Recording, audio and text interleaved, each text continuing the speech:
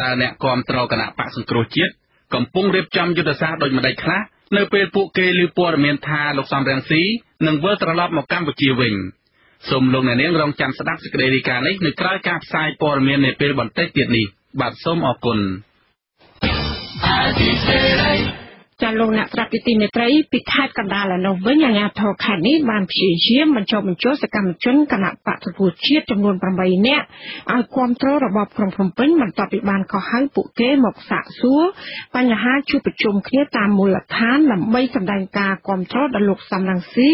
ប្រធានស្ដីទីគណៈបកសង្គ្រោះជាតិចាលោកហេងដាក់ថ្មីរាយការណ៍បញ្ហានេះដូចតទៅសមាជិកគណៈបកសង្គ្រោះជាតិយ៉ាងតិចចំនួន8នាក់នៅខេត្តប្រហោះទី20ខែធ្នូនេះបានទៅបំភ្លឺតាមការកោះអញ្ជើញរបស់មន្ត្រីប៉ូលីសឃុំអរិយខ្សាត់ក៏ប៉ុន្តែមិនមានសកម្មជនណាម្នាក់ត្រូវបានឃាត់ខ្លួនទេអតីតប្រធានឃុំអរិយខ្សាត់ជាប់ឆ្នោតខាងគណៈបកសង្គ្រោះជាតិតែក្រោយមកបានបាត់បង់តួនាទីដោយសារតែរបបក្រុងភ្នំពេញរំលាយអ្នកស្រីទុយសវុតបានបញ្ជាក់ប្រាប់អាស៊ីសេរីថាក្រុមសកម្មជនត្រូវបានប៉ូលីសឃុំអរិយខ្សាត់បញ្ចុះបញ្ចូលឲ្យគ្រប់គ្រងរបបក្រុងភ្នំពេញក្រោយពីបានសាកសួរអ្នកស្រីបានបញ្ជាក់ថាការគ្រប់គ្រងគណៈបកនយោបាយគឺជាសិទ្ធិរបស់ប្រជាពលរដ្ឋម្នាក់ៗមិនមានអ្នកណាម្នាក់មកបង្ខិតបង្ខំឡើយគាត់ថាកម្មលុយបានចែងការជ្រើសរើសគណៈបកនយោបាយដោយសារយើងចង់ផ្លាស់ប្ដូរស្មារតីស្មារតីនាំដែលតាមអំណាចនិងទៅពុករលួយកាលពីថ្ងៃពុធទី19ខែធ្នូសកម្មជនគណៈបកសង្គ្រោះជាតិចំនួន8នាក់ដែលរួមមានប្រធានឃុំនិងជំទប់ឃុំជាប់ឆ្នោតខាងគណៈបកប្រឆាំងនៅក្នុងឃុំអរិយខ្សាត់បានជួបប្រជុំគ្នាមួយនៅស្រុកលវីអែមខេត្តកណ្ដាលក្នុងគោលបំណងដើម្បីសម្ដែងការគាំទ្ររបស់ពួកគេចំពោះថ្នាក់ដឹកនាំគឺលោកសំរងស៊ីការជួបប្រជុំគ្នានេះត្រូវបានអាជ្ញាធររបបក្រុងភ្នំពេញបានដឹងដំណឹងនេះរួចហើយបានកោះហៅពួកគេឲ្យឆ្លើយបំភ្លឺជាបន្តបន្ទាប់ជុំវិញបញ្ហាការជួបប្រជុំគ្នានេះការកោះហៅឲ្យចូលបំភ្លឺរបស់សមាជិកនេះបានធ្វើឡើងតាក់ទិនទៅនឹងសំណុំរឿងខុសៗគ្នាមានសកម្មជនខ្លះបំភ្លឺរឿងបង្ហោះតាមសារ Facebook បន្ទាប់ពីមានការជួបប្រជុំនេះបានកើតមានឡើងអតីតជំទប់ទី1ឃុំអរិយខ្សាត់លោកថងសុរិនបានបញ្ជាក់ថាលោកត្រូវបានសមាជិកបង្ខំឲ្យចុះកិច្ចសន្យាលើកំណត់ហេតុដោយសារតែលោកបានបង្ហោះសារតាមបណ្ដាញសង្គម Facebook ដោយប្រើឈ្មោះគណៈបកសង្គ្រោះជាតិតែគេឲ្យចុះកិច្ចសន្យាថាខ្ញុំនិយាយថាវាណក់ចិត្តដែរព្រោះយើងអ្នកតស៊ូយូរហើយអីចឹងណាមានចិត្តមួយចឹងដែរដូចថាចិត្តតូចចិត្តដែរបាទវាមិនអាចគឺចឹងបានក៏ប៉ុន្តែគឺមិនជាលក្ខណៈនេះដែលគេបង្ខំយើងទៅតែគេឲ្យយើងធ្វើចឹងហើយឲ្យយើងចឹងហើយគឺកិច្ចសន្យាយើងត្រូវតែធ្វើរងដើម្បីបញ្ហាសុខភាពតិចទៅទោះជាយ៉ាងនេះក្តីមន្ត្រីប៉ូលីសឃុំអរិយខ្សាត់បានបដិសេធមិនធ្វើអត្ថាធិប្បាយឲ្យបានពិស្ដារទេដោយលោកគ្រាន់តែបាននិយាយយ៉ាងខ្លីថាសកម្មជនទាំងនេះមិនមែនជាសមាជិកគណៈបកសង្គ្រោះជាតិទៀតទេដោយសារតែគណៈបកនេះបានរំលាយរួចទៅហើយគណៈបកសង្គ្រោះជាតិដែលជាគណៈបកប្រឆាំងដ៏ធំជាងគេត្រូវបានតុលាការកំពូលរបស់របបក្រុងភ្នំពេញបានរំលាយកាលពីខែវិច្ឆិកាឆ្នាំ2017ចាប់តាំងពីគណៈបកនេះបានរំលាយប្រធានគណៈបកគឺលោកកឹមសុខាត្រូវបានរបបក្រុងភ្នំពេញចាប់ដាក់ពន្ធនាគារទៅពាំងខ្លងខេត្តត្បូងឃ្មុំតែក្រោយមកបានដឹកលោកមកឃុំឃាំងនៅក្នុងផ្ទះវិញដោយសារតែគណៈបកនេះគ្មានមេដឹកនាំអ្នកគ្រប់គ្រងគណៈបកប្រឆាំងនៅក្រៅប្រទេសបានផ្ដួចផ្ដើមគ្នាមួយកាលពីដើមខែធ្នូនេះធ្វើសន្និសីទដាច់ដライពីគ្នានៅសហរដ្ឋអាមេរិកនិងប្រទេសបារាំងដើម្បីសម្រេចបោះឆ្នោតគ្រប់គ្រងលោកសំរងស៊ីជាប្រធានស្ដីទីក្រោយពីលោកសំរងស៊ីត្រូវបានតែងតាំងជាប្រធានស្ដីទីក្រុមសកម្មជនគណៈបកនៅក្នុងប្រទេសនិងក្រៅប្រទេសបានរៀបចំយុទ្ធសាស្ត្រធ្វើញត្តិជាបន្តបន្ទាប់ដើម្បីគ្រប់គ្រងមេដឹកនាំរបស់ខ្លួនក៏ប៉ុន្តែយុទ្ធនាការនេះត្រូវបានរារាំងជាបន្តបន្ទាប់ពីក្រុមសមត្ថកិច្ចដែលអនុវត្តផ្ទុយពីសិទ្ធិសេរីភាពក្នុងការធ្វើនយោបាយរបស់ប្រជាពលរដ្ឋខ្ញុំបាទហេងរស្មីអាស៊ីសេរីពីរដ្ឋធានី Washington អង្គការឃ្លាំមើលសិទ្ធិមនុស្សអន្តរជាតិ Human Rights Watch ថារដ្ឋាភិបាលជប៉ុនអាចនឹងបាក់មុខដោយសារតែតារាបាល់ទាត់ជប៉ុនលោកហុងដាកេស៊ូគីចាប់ដៃមន្ត្រីកងរាជអាវុធហត្ថលោកសៅសុខាដែលមានបាតដៃប្រឡាក់ឈាមក៏ប៉ុន្តែមន្ត្រីរបបលោកហ៊ុនសែនអះអាងថាលោកសៅសុខាមានស្នាដៃល្អដែលមិនគួរបង្កបញ្ហាដល់វិស័យកីឡានោះឡើយចាសសូមអញ្ជើញស្ដាប់សេចក្តីរាយការណ៍មួយទៀតរបស់លោកមួងណារ៉េតជំវិញបញ្ហានេះនាយកប្រតិបត្តិទទួលបន្ទុកកិច្ចការតំបន់អាស៊ីរបស់អង្គការឃ្លាំមើលសិទ្ធិមនុស្សអន្តរជាតិ Human Rights Watch លោក Brad Adams ថាការដែលលោកហុងដាកេស៊ូកេ จับได้ធ្វើការជាមួយនឹងមេបញ្ជាការកងរាជអាវុធហត្ថលើផ្ទៃប្រទេសលោកសៅសុខាដែលជាប់ងារថាជាជនមានបាតដៃប្រឡាក់ឈាមនៅក្នុងរឿងរំលោភសិទ្ធិមនុស្សធ្ងន់ធ្ងរបែបនេះនឹងបង្កើតឲ្យមានភាពអាប់អោនដល់មុខមាត់គាត់ផងនិងមុខមាត់ជាតិរបស់គាត់ផងដែរ And so it reflects on Japan poorly that he's involved with somebody like Sausaka. សកម្មភាពរបស់គាត់វាជះឥទ្ធិពលអាក្រក់ខ្លាំងដល់ប្រទេសជប៉ុនដែលគាត់ប្រឡាក់ប្រឡូសជាមួយមន្ត្រីខ្មែរដូចជាលោកសៅសុខានេះខ្ញុំមិនភ្ញាក់ផ្អើលទេប្រសិនបើរដ្ឋាភិបាលជប៉ុននឹងបញ្ចេញប្រតិកម្មណាមួយនៅពេលខាងមុខនេះហើយខ្ញុំក៏មិនភ្ញាក់ផ្អើលដែរដែលប្រទេសជប៉ុនអាចនឹងរងភាពអាម៉ាស់ដោយសារតែទង្វើរបស់តារាបាល់ទាត់រូបនេះនោះ ទោះបីជាតារាបាល់ទាត់របស់ប្រទេសជប៉ុនមានសិទ្ធិសេរីភាពគ្រប់គ្រាន់នៅក្នុងនាមជាបុគ្គលឯកជននៅក្នុងការស្ម័គ្រចិត្តជួយដល់វិស័យកីឡាកម្ពុជាក៏ដោយក៏លោក Brad Adams ថាលោក Honda គួរតែពិគ្រោះយោបល់ជាមួយនឹងរដ្ឋាភិបាលជប៉ុនជាមុនសិនមុននឹងសម្រេចចិត្តចាប់ដៃលោកសៅសុខាដែលមានប្រវត្តិអាស្រូវបែបនេះព្រោះរដ្ឋាភិបាលជប៉ុនជារដ្ឋាភិបាលប្រកាន់ប្រជាធិបតេយ្យនិងលើកស្ទួយការគោរពសិទ្ធិមនុស្សហើយរដ្ឋាភិបាលនេះមិនផ្ដល់ជំនួយឧបត្ថម្ភឬការបណ្ដុះបណ្ដាលដល់កងរាជអាវុធហត្ថកម្ពុជាទោះក្នុងទម្រង់ណាក៏ដោយលោក Brad Adams ថាលោក Honda ត្រូវតែធ្វើដោយអ្វីដែលរដ្ឋាភិបាលជប៉ុនកំពុងតែធ្វើនេះ We would hope the Japanese government would say, well, look, you're a private citizen, you can do what you want. បើគាត់បានពិគ្រោះជាមុនច្បាស់ណាស់រដ្ឋាភិបាលជប៉ុនច្បាស់ជាឲ្យយោបល់លោក Honda ថាក្នុងនាមជាពលរដ្ឋជប៉ុនគាត់មានសិទ្ធិសេរីភាពពេញលេញនៅក្នុងការសម្រេចចិត្តធ្វើអ្វីមួយប៉ុន្តែរដ្ឋាភិបាលជប៉ុនគ្មានរឿងអ្វីដែលត្រូវប្រឡាក់ប្រឡូសជាមួយលោកសៅសុខានោះទេ He would not have anything to do with Sausaka. អង្គការឃ្លាំមើលសិទ្ធិមនុស្សអន្តរជាតិ Human Rights Watch រិះគន់តារាបាល់ទាត់លំដាប់ពិភពលោករបស់ជប៉ុនរូបនេះដែលបានយល់ព្រមធ្វើជាគ្រូបង្វឹកបាល់ទាត់ឲ្យកីឡាករជម្រើសជាតិកម្ពុជាស្ថិតក្រោមការគ្រប់គ្រងរបស់ឧត្តមសេនីយ៍សៅសុខាអង្គការនេះសម្ដែងក្តីតក់ស្លុតដែលតារាបាល់ទាត់ជប៉ុនរូបនេះបានថតរូបនិងធ្វើការជាមួយនឹងលោកសៅសុខាដែលជាប់ឈ្មោះជាឧត្តមសេនីយ៍មានបាតដៃប្រឡាក់ឈាម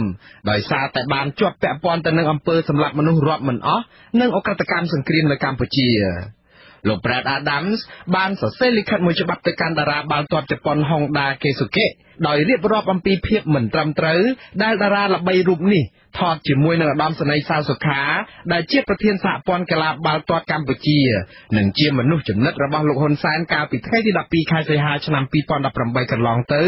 នៅក្នុងសន្និសីទកាសែតមួយដែលធ្វើឡើងនៅក្រុងភ្នំពេញដើម្បីប្រកាសតែងតាំងរូបលោកឲ្យធ្វើជាគ្រូបង្វឹកកីឡាបាល់ទាត់ជម្រើសជាតិកម្ពុជានោះលោកសៅសុខាដែលអង្គការឃ្លាំមើលសិទ្ធិមនុស្សអន្តរជាតិ Human Rights Watch រកឃើញថាជាឧត្តមសេនីយ៍មួយរូបក្នុងចំណោមឧត្តមសេនីយ៍ដែលមានបាតដៃប្រឡាក់ឈាមទាំង12រូបនៅក្នុងការរំលោភសិទ្ធិមនុស្សត្រូវបានតែងតាំងជាប្រធានសហព័ន្ធកីឡាបាល់ទាត់កម្ពុជាកាលពីឆ្នាំ2006កន្លងទៅក៏ប៉ុន្តែសហព័ន្ធកីឡាបាល់ទាត់អន្តរជាតិហៅកាត់ថា FIFA បានបដិសេធមិនទទួលស្គាល់ការតែងតាំងនេះទេដោយសារតែការតែងតាំងនេះធ្វើឡើងក្រោយការបោះឆ្នោតនៅកម្ពុជាដែលគ្មានលក្ខណៈស្របច្បាប់លោក Brad Adams ថាលោក Honda បានទទួលលិខិតលោកហើយក៏ប៉ុន្តែនៅមិនទាន់ឆ្លើយតបយ៉ាងណានៅឡើយទេអាស៊ីសេរីមិនទាន់អាចសុំការបំភ្លឺពីស្ថានទូតជប៉ុនលោក Honda និងលោកសៅសុខាបាននៅឡើយទេត្រឹមម៉ោងផ្សាយនេះអង្គការឃ្លាំមើលសិទ្ធិមនុស្សអន្តរជាតិ Human Rights Watch ក៏ធ្លាប់អំពាវនាវឲ្យរបបលោកហ៊ុនសែនដកលោកសៅសុខាចេញពីមុខតំណែងហើយបើកការស៊ើបអង្កេតលើអក្រិតកម្មប្រព្រឹត្តដោយឧត្តមសេនីយ៍រូបនេះនិងនាំខ្លួនលោកសៅសុខាទៅកាត់ទោសពីរឿងរំលោភសិទ្ធិមនុស្សលោក Brad Adams ថារបបលោកហ៊ុនសែនគួរតែរកមនុស្សណាដែលមានជំហរឯករាជ្យក្រៅពីលោកសៅសុខាដើម្បីមកគ្រប់គ្រងវិស័យកីឡាកម្ពុជាជំនួសវិញក៏ប៉ុន្តែមន្ត្រីនាំពាក្យរបបលោកហ៊ុនសែនលោកផៃស៊ីផានមិនយល់ស្របតាមការលើកឡើងរបស់មន្ត្រីសិទ្ធិមនុស្សអន្តរជាតិនេះទេលោកផៃស៊ីផានថែមទាំងចាត់ទុកការឈឺឆ្អាលរបស់លោក Brad Adams ថាជាការប្រមាថដល់មន្ត្រីរបបនេះនិងជាការមាក់ងាយដល់អ្វីដែលលោកអះអាងថាជាកិច្ចខិតខំប្រឹងប្រែងរបស់លោកសៅសុខានៅក្នុងការជួយយុវជនឲ្យរួចផុតពីគ្រឿងញៀនដោយសារតែការដឹកនាំរបស់លោកនៅក្នុងវិស័យកីឡានេះហើយការលើកឡើងរបស់ជននោះជាការឈ្នានីសប្រឆាំងជាមួយនឹងយុវជនពីពីពេញផ្សេងនៅក្នុងរាជាណាចក្រកម្ពុជាជាងមិនទទួលពីការលើកឡើងនេះទេគ្រាន់តែជាការលើកឡើងនៅក្នុងគំនិតបិសាចដែលប្រឆាំងជាមួយនឹង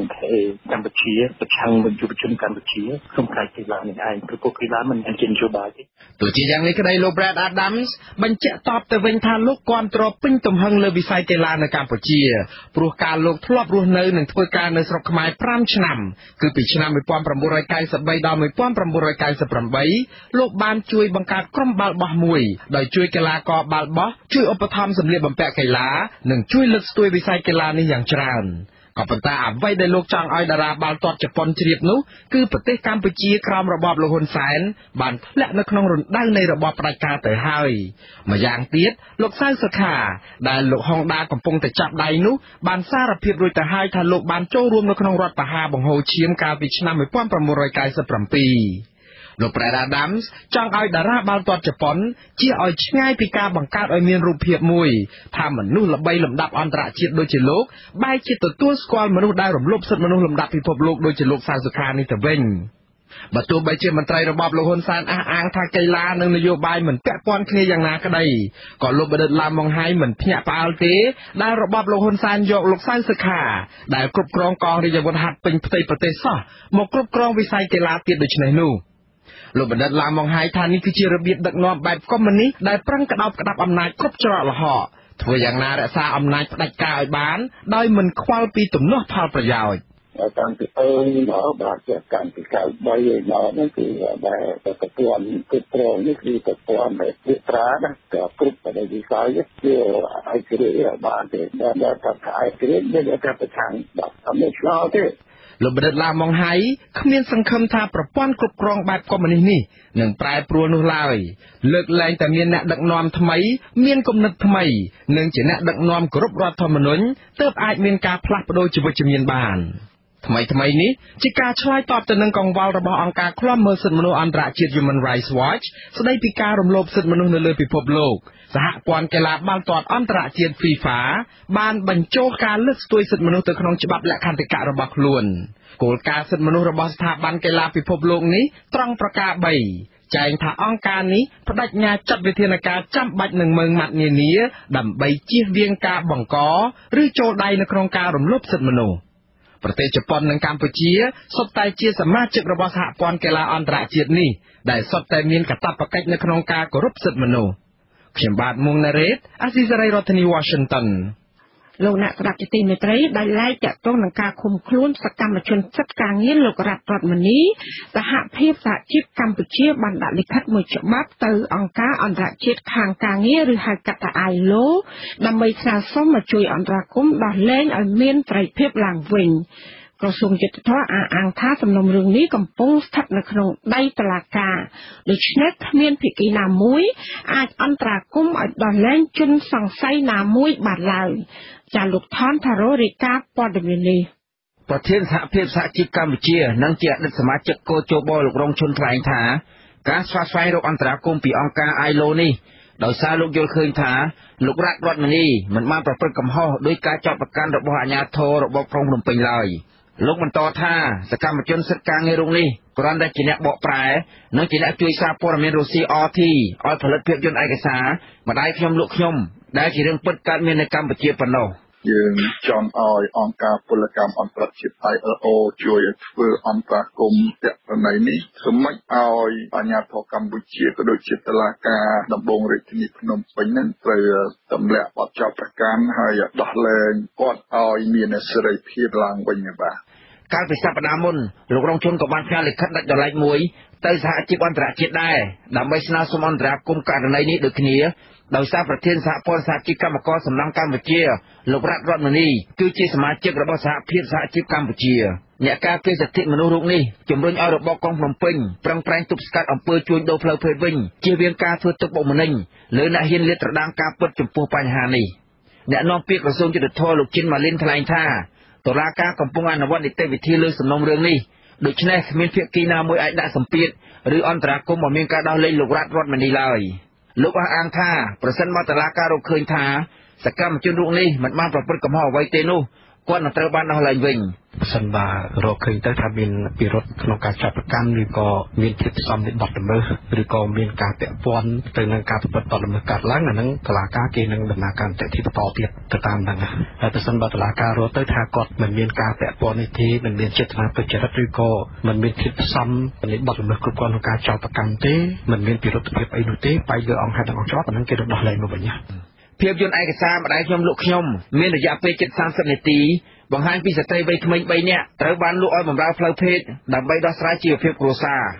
អាជ្ញាធររបស់ក្រុងភ្នំពេញបានចោទលោករតមនីថាបានផលិតវីដេអូនេះដោយប្រឌិតសាច់រឿងប៉ះពាល់ដល់កិត្តិយសស្ត្រីខ្មែរនិងបំផ្លាញកេរ្តិ៍ឈ្មោះកម្ពុជាពេលនេះលោករតមនីកំពុងជាប់ឃុំក្នុងពន្ធនាគារព្រៃសរដោយរងការចាប់ប្រកាន់ពីបទញុះញង់ឲ្យមានការរើសអើងដែលអាចប្រឈមនឹងការជាប់ពន្ធនាគាររហូតដល់3ឆ្នាំក្រុមគ្រួសាររបស់លោករតមនីបានព្យាយាមស្នើសុំអន្តរាគមន៍ករណីនេះពីស្ថានទូតរុស្ស៊ីនៅភ្នំពេញដោយសារភាពយន្តឯកសារនេះត្រូវបានផលិតដោយសារព័ត៌មាន RT ដែលគ្រប់គ្រងដោយរដ្ឋាភិបាលក្រុងមូស្គូក៏ប៉ុន្តែមកទល់នឹងពេលនេះមិនទាន់មានការឆ្លើយតបបែបណាពីស្ថានទូតរុស្ស៊ីនៅឡើយទេភរិយារបស់លោករតមនីអ្នកស្រីឡុងគឹមហៀងអះអាងថាអ្នកស្រីនឹងខិតខំតស៊ូមតិនឹងធ្វើសកម្មភាពគ្រប់បែបយ៉ាងដើម្បីឲ្យមានការដោះលែងស្វាមីវិញហើយអ្នកស្រីក៏បានអំពាវនាវឲ្យពលរដ្ឋនិងសហគមន៍នានាចូលរួមទាមទាររោគយុត្តិធម៌នៅក្នុងសំណុំរឿងនេះដែរបើយល់ថាវាជារឿងអយុត្តិធម៌សូមអ្នកទាំងអស់គ្នាមកចូលរួមជួយគាំទ្រជាកម្លាំងចិត្តកម្លាំងកាយដល់ខ្ញុំដើម្បីចូលរួមទាមទារឲ្យមានការដោះលែងប្តីខ្ញុំផងខ្ញុំសូមឲ្យតែមានការដោះលែងប្តីខ្ញុំហើយនឹងសូមឲ្យរដ្ឋាភិបាលកម្ពុជាឬក៏តុលាការកម្ពុជានឹងធ្វើការសាកសួរឬក៏ហៅរដ្ឋាភិបាលរុស្ស៊ីឬក៏កាសែតរុស្ស៊ីនឹងមកបំភ្លឺមកប្រចាំដឹងខ្សែភាពយន្តនឹងគេផលិតបែបណាគេធ្វើយ៉ាងម៉េចលម្អិតមេធាវីសមាគមអាត6លោកសំទឹកសីហាដែលទទួលការពីក្តីឲ្យលោករតមនីក្រុងដាក់ពាក្យស្នើសុំនៅក្រៅឃុំឲ្យលោកនៅពេលឆាប់ខាងមុខបន្ទាប់ពីទទួលបានសំណុំរឿងទាំងមូលពីមន្ត្រីតុលាការក្រុងភ្នំពេញខ្ញុំបាទថនធរ៉ូអាស៊ីសេរីរដ្ឋធានី Washington លោកអ្នកនាងកញ្ញាអ្នកស្ដាប់ជាទីមេត្រីក្រៅពីទស្សនាតាមបណ្ដាញ YouTube និង Facebook វិទ្យុអាស៊ីសេរីក៏ផ្សាយតាមប្រព័ន្ធរលកធាតុអាកាសខ្លីឬ Shortwave តាមកម្រិតនិងកម្ពស់ដូចតទៅនេះពេលព្រឹកចាប់ពីម៉ោង 5 កន្លះដល់ម៉ោង 6 កន្លះតាមរយៈរលកធាតុអាកាសខ្លី 11850 kHz ស្មើនឹងកម្ពស់ 25m និង 9390 kHz ស្មើនឹងកម្ពស់ 32m ពេលយប់ចាប់ពីម៉ោង 7 កន្លះដល់ម៉ោង 8 កន្លះតាមរយៈរលកធាតុអាកាសខ្លី 9325 kHz ស្មើនឹងកម្ពស់ 32m និង 15155 kHz ស្មើនឹងកម្ពស់ 20m បាទសូមអរគុណចាលោកនាងជាទីមេត្រីពាក់ព័ន្ធនឹងរឿងកម្មករនៅវិញតំណាងសហភាពសហជីពកម្ពុជាអះអាងថាមានក្រុមកម្មករកម្មការិនីនៃរោងចក្រកិនតាយប្រមាណ20នាក់មិនទាន់ទទួលបានសំណងនៅឡើយទេក្រោយដែលរោងចក្របានបិទទ្វារកាលពីឆ្នាំ2015នៅក្នុងបញ្ជីរាយនាមប្រាក់សំណងដែលអធិការីបានទទួលឃើញមានកម្មករខ្លះត្រូវទទួលបានសំណងចាប់ពី$1000រហូតដល់$4000ក្នុងម្នាក់ៗអតីតកម្មការិនីនៃរោងចក្រកិនតាយអ្នកស្រីឈៀងធីតាបានបញ្ជាក់ថាក្រុមប្រឹក្សាអាជ្ញាកណ្ដាលរបស់ក្រសួងកាងារកាលពីឆ្នាំ2016បានកាត់សេចក្តីឲ្យម្ចាស់រោងចក្រផ្ដល់សំណងក៏ប៉ុន្តែរោងចក្រមិនបានផ្ដល់សំណងដល់ពួកគេនៅឡើយទេរោងចក្រកាត់ដេរសម្លៀកបំពាក់កិនតាយដែលគ្រប់គ្រងដោយជនជាតិចិនមានទីតាំងនៅតាមបណ្ដោយផ្លូវជាតិលេខ2ស្ថិតនៅក្នុងសង្កាត់ចាក់អង្រែក្រោមខណ្ឌមានជ័យហើយបានប្រកាសបិទទ្វារកាលពីខែវិច្ឆិកាឆ្នាំ2015ដោយមិនបានផ្ដល់សំណងប្រាក់អតីតការងារដល់ក្រុមកម្មករដែលនៅសេសសល់ប្រធានដោះស្រាយបញ្ហាបាតុកម្មនិងកុបកម្មនៅតាមរោងចក្ររបស់ក្រសួងកាងារគឺលោកប្រាក់ច័ន្ទធឿនមិនអាចស្នើសុំបញ្ជាក់ជំវិញបញ្ហានេះបានទេហើយស៊ីស្រីក៏មិនទាន់អាចតាក់ទងតំណាងរោងចក្រកាត់ដេរសម្លៀកបំពាក់កិនតាយបាននៅឡើយដែរកាលពីថ្ងៃទី20ខែធ្នូម្សិលមិញរបបក្រុងភ្នំពេញលោកហ៊ុនសែនបានចេញមុខជាញឹកញាប់នៅតាមកម្មវិធីជួបប្រជុំផ្សេងៗដើម្បីយកចិត្តយកថ្លើមដល់ក្រុមកម្មករក៏ប៉ុន្តែរឿងថាការរោងចក្របានរំលោភសិទ្ធិកេងប្រវ័ញ្ចប្រាក់ខែនិងមិនបានផ្ដល់ប្រាក់សំណងនោះលោកហ៊ុនសែនមិនដែលយកចិត្តទុកដាក់និងណែនាំដល់មន្ត្រីក្រមអាវ៉ាត់របស់ខ្លួនឲ្យចាត់វិធានការយ៉ាងតឹងរឹងដល់ម្ចាស់រោងចក្រនៅឡើយលោកនាងកញ្ញាកំពុងស្ដាប់ការផ្សាយរបស់វិទ្យុអាស៊ីសេរីដែលផ្សាយចេញពីរដ្ឋធានី Washington នៅខេត្តស្ទឹងត្រែងអនុវិញប្រជាសហគមន៍រស់នៅក្បែរទំនប់វារីអគ្គិសនីសេសានក្រោម2នៅក្នុងស្រុកសេសានអះអាងថាអាជ្ញាធរអនុញ្ញាតឲ្យឈ្មួញនៅមូលដ្ឋាននេះបើកសិប្បកម្មកែច្នៃគ្រឿងសង្ហារិមខុសច្បាប់កាន់តែច្រើនឡើង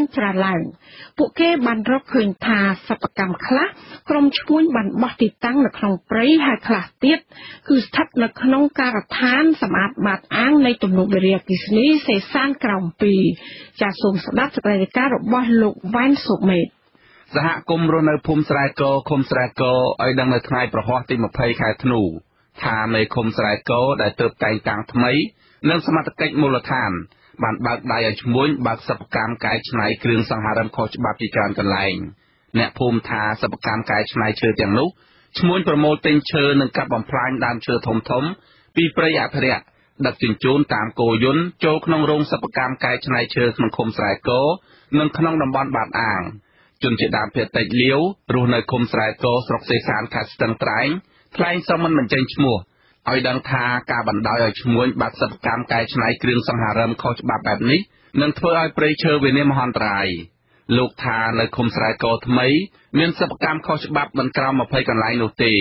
ដែលកំពុងបើកដំណើរការអាជីវកម្មផលិតជាគ្រឿងសង្ហារិមដោយមានពលរដ្ឋខ្លះបានបោះបង់មុខរបរស្រែចម្ការចាប់យកអាជីពនេះចិញ្ចឹមជីវិតលោកចង់ឲ្យអាជ្ញាធរបិទសិប្បកម្មទាំងអស់នោះនិងបំផុសស្មារតីឲ្យពលរដ្ឋងាកទៅធ្វើស្រែចម្ការចិញ្ចឹមជីវិតវិញដើម្បីកាត់បន្ថយការកាប់បំផ្លាញព្រៃឈើមន្ត្រីពាក់ព័ន្ធក្នុង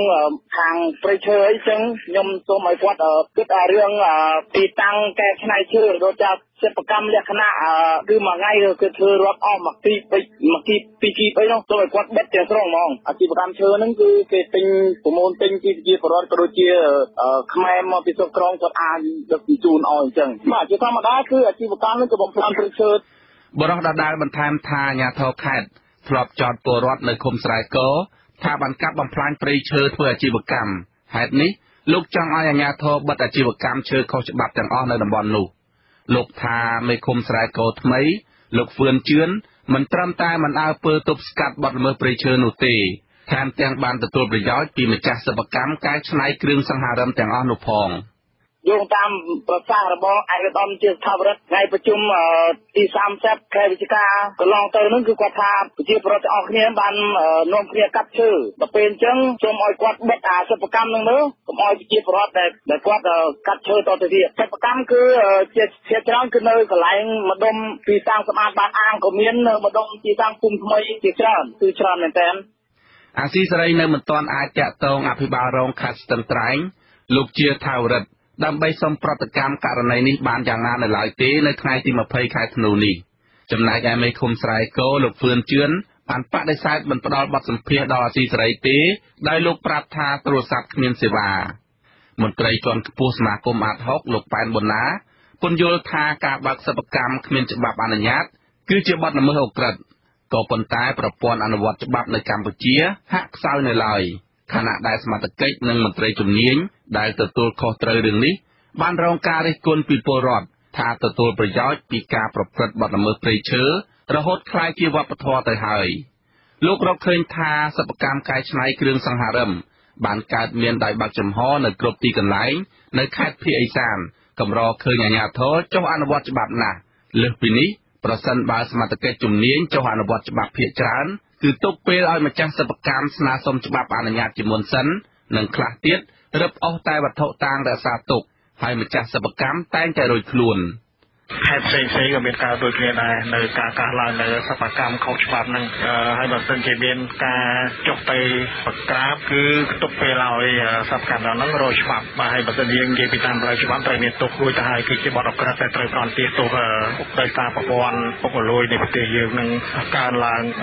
ទៅជាវប្បធម៌ដែលមន្ត្រីទាំងអស់នៅក្នុងកន្លែងទទួលខុសត្រូវមួយលោកឡែកខ្លាចបាទពលរដ្ឋនិងមន្ត្រីសង្គមស៊ីវិលមើលឃើញថាសកម្មភាពកាប់បំផ្លាញព្រៃឈើតាមបណ្ដោយទន្លេសេសាននិងតំបន់ព្រៃអភិរក្សផ្សេងទៀតនៅខេត្តស្ទឹងត្រែងនិងខេត្តរតនគិរីដឹកចូលរោងសិប្បកម្មកែច្នៃគ្រឿងសង្ហារិមនៅតំបន់នោះកើតមានឡើងជាយូរមកហើយខ្ញុំបាទវ៉ែនសុមេតអាស៊ីសេរីពីរដ្ឋធានី Washington ចាលោកអ្នកនាងជាទីមេត្រីសាស្ត្រវិទ្យាល័យ10នាក់មកពីប្រទេសកាណាដាដែលត្រូវបានចោទឆក់កាបូបបាត់តិខិតឆ្លងដែនទាំងអស់គ្នាអាចចេញពីកម្ពុជានៅថ្ងៃសុក្រទី21ខែធ្នូនេះក្រុមសាស្ត្រវិទ្យាល័យទាំងនោះបានមកដល់ប្រទេសកម្ពុជាកាលពីថ្ងៃទី8ខែធ្នូដើម្បីស្ម័គ្រចិត្តជួយសាងសង់បង្គន់អនាម័យនៅតំបន់ជនបទចាបន្ថែមពីនេះក្រុមសិស្សទាំងនោះក៏បាននាំយកសម្ភារៈសិក្សាជិត500គីឡូសម្រាប់ចែកចាយដល់សិស្សសាលាទៀតផងពួកគេក្រុងចាក់ចេញពីកម្ពុជាកាលពីថ្ងៃទី15ខែធ្នូប៉ុន្តែមួយថ្ងៃមុនពេលត្រូវចាក់ចេញពួកគេត្រូវបានចោទឆក់កាបូបនៅរាជធានីភ្នំពេញដែលក្នុងកាបូបនោះគឺមានទាំងលិខិតឆ្លងដែនរបស់ពួកគេផងដែរសារព័ត៌មានបរទេសឈ្មោះ Brampton Guardian បានដកត្រង់សម្ដីរបស់អ្នកនាំពាក្យនៃក្រុមសិក្សាសាលាគឺលោក Bruce Campbell ដែលថាដោយសារតែឯកសាររបស់ពួកគេបាត់បង់នៅចំពេលចុងសប្តាហ៍នេះទើបឯកសារធ្វើដំណើរបណ្ដោះអាសន្នរបស់ពួកគេត្រូវពន្យាពេលសារព័ត៌មានដដែលក៏បានដកស្រង់សម្ដីរបស់ឪពុកសិស្ស2នាក់ក្នុងចំណោម10នាក់នោះថាកូនរបស់ពួកគេមានស្មារតីល្អប៉ុន្តែលោកបារម្ភខ្លាចពួកគេមិនមានថ្នាំសម្រាប់ការពារជំងឺគ្រុនចាញ់គ្រប់គ្រាន់សម្រាប់ប្រើក្នុងរយៈពេលដែលពួកគេត្រូវពន្យាពេលទោះជាយ៉ាងណាក៏ដោយក្រុមសិស្សវិទ្យាល័យទាំងនោះនឹងចាក់ចេញពីកម្ពុជានៅថ្ងៃសុក្រនេះទៅដល់ប្រទេសកាណាដាវិញនៅថ្ងៃសៅរ៍ទី22ខែធ្នូចាលោកនាងកញ្ញាទៅបានស្ដាប់ព័ត៌មានប្រចាំថ្ងៃរបស់វិទ្យុអាស៊ីសេរីដែលរៀបចំជូនដោយនាងខ្ញុំម៉ៃសុធានីសូមលោកនាងកញ្ញារងចាំស្ដាប់សេចក្តីរាយការណ៍ផ្សេងៗនៅក្នុងការផ្សាយរបស់យើងនាពេលបន្តិចទៀតនេះ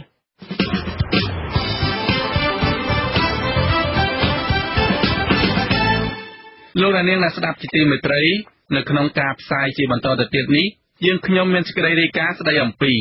អ្នកគាំទ្រនឹងថ្នាក់ដឹកនាំគណៈបកប្រឆាំងប្រចាំខេត្តនីមួយៗត្រៀមកម្លាំងទទួលលោកសំរងស៊ីត្រឡប់មកកម្ពុជាវិញនៅដើមឆ្នាំ2019កម្មករផ្នែកសេវាកម្មប្រឈមនឹងការកេងប្រវ័ញ្ចកម្លាំងពលកម្មខ្លាំងបើគ្មានការកំណត់ប្រាក់ឈ្នួលគោលហើយនៅចុងកម្មវិធីលោកនាងនឹងបានស្ដាប់ព័ត៌មានបញ្ចប់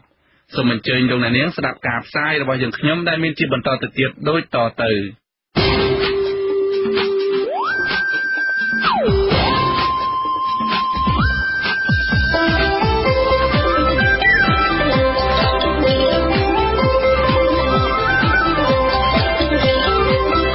សេចក្តីរាយការណ៍ពិស្ដារ